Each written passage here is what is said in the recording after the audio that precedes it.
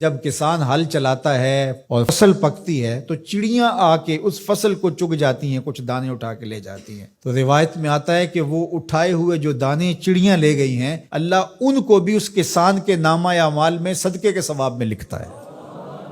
تو یہ دین ہے ہمارا۔ ما وعدہ فی امرا فیا صدقہ، جو تم کمائی بیوی کو لا کے دیتے ہو، اس کے منہ میں رکھتے ہو، برگر کھلاتے ہو، تو بیوی کو جا کے تم جو چیز کھلاتے ہو لا کے، اور اس سے وہ خوش ہوتی ہے اور تمہیں بھی اس سے مسرت ہوتی ہے، تو فرمایا کہ وہ جو تم نے کمائی کر کے لقمہ لا کے بیوی کے منہ میں دیا اور وہ خوش ہوئی، تو فرمایا تمہارا وہ بھی نامہ اعمال میں صدقے کے کھاتے میں لکھا جائے گا۔ تمہارا دین تو کتنا آسان دین ہے، تمہارا دین تو اتنا اچھا دین ہے۔ صرف یہ ہے کہ نیت کے فرق سے میں نے کہا چور اور چوکیدار بنتا ہے، اس نیت کے قبلے کو درست کرنا ہے، اس لیے اس کو ثلث دین کہا گیا ہے، انما الاعمال بالنیات۔ تو ہم اس کے لیے جیتے ہیں، میری زندگی کا مقصد تیرے دین کی سرفرازی، میں اسی لیے مسلمان، میں اسی لیے نمازی، بات ختم۔ ہم بس اسی کے لیے جی رہے ہیں، اسی کا حکم ہے۔ اپنی اولاد کی اچھی تربیت کرو، ان کو دین کے سپاہی بنانا ہے، اس کو اللہ کے مطیع اور فرما بردار بندے بنانا ہے۔ اس کے لیے جو تم کوشش کر رہے ہو تو تمہارا یہ صدقہ لکھا جا رہا ہے۔ تم مجاہد فی سبیل اللہ ہو، تم اپنی اولاد کے لیے اس لیے کمائی کر رہے ہو کہ ان کو جو ہے وہ اللہ کا ایک مطیع بندہ بنانا ہے۔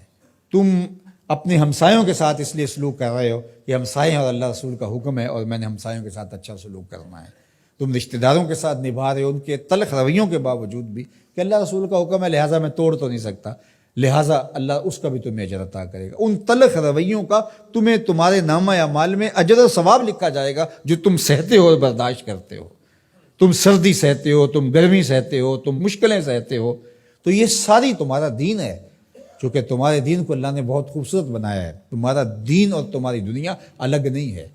ایک صحابی کو حضور نے دیکھا کہ وہ بہت کمزور تھا، تو فرمایا کہ تمہاری یہ کیا حالت ہے، تم اتنے کمزور ہو؟ اس نے کہا میں نے اللہ سے ایک دعا مانگی تھی، شاید وہ قبول ہو گئی ہے۔ فرمایا کیا ہوا؟ میں نے دعا مانگی تھی اللہ جو آخرت کے حصے کے دکھ ہیں وہ بھی دنیا پہ بھیج دے اور میری آخرت صاف ہونی چاہیے، تو شاید میری دعا قبول ہو گئی ہے، اور مجھے بہت ساری بیماریاں، دکھ اور اذیتیں ہیں جنہوں نے مجھے گھیر رکھا ہے۔ تو اس پر حضور خوش ہونے کی بجائے اسے ناراض ہو کے کہا کہ تو نے یہ کیوں کہا کہ آخرت کے حصے کے دکھ دنیا پہ آ جائیں؟ تو نے یہ کیوں نہیں کہا ربنا آتنا فی الدنیا حسنۃ وفی الآخرۃ حسنہ، اللہ مجھے اس جہاں میں بہتریاں دے دے، اس جہاں میں بہتریاں دے دے۔ تو یہ زندگی اچھی جئیں، اچھی سواری، اچھی بیوی اور کشادہ مکان، انسان کی خوش قسمتی سے، مسلمان کی، مومن کی خوش قسمتی سے بتایا گیا ہے۔ اچھا اللہ آپ کو گھر دے، اس میں آسودہ رہیں، اللہ آپ کو اچھی فرما بردار نیک صالحہ بیوی دے، بہت اچھی بات ہے۔ اللہ آپ کو اچھی گاڑی دے دے تو اس میں کوئی گناہ نہیں ہے، کوئی برائی نہیں ہے، اچھی بات ہے۔ یہ نہیں ہے کہ دین یہ ہے کہ آپ اپنے تن کے کپڑے بھی اتار کے پھینک دیں اور سردی میں ننگے ہو کے بیٹھ جائیں، یہ کوئی دین ہے؟ یہ نہیں ہے۔ ہمارا دین کیا ہے؟ تمہاری نیت کا قبلہ درست ہو، تمہیں جو ملتا ہے تھوڑا ہے یا زیادہ اس پہ تم راضی ہو۔ تھوڑا ملے تو پھر بھی مالک تیری مرضی میں اس پہ راضی ہوں، اور زیادہ ملے مالک میں تیری مرضی پہ اور تیری عطا پہ راضی ہوں۔ تھوڑا ملے تو صبر کرے، زیادہ ملے تو بانٹنا شروع کر دے، بات ختم ہو گئی۔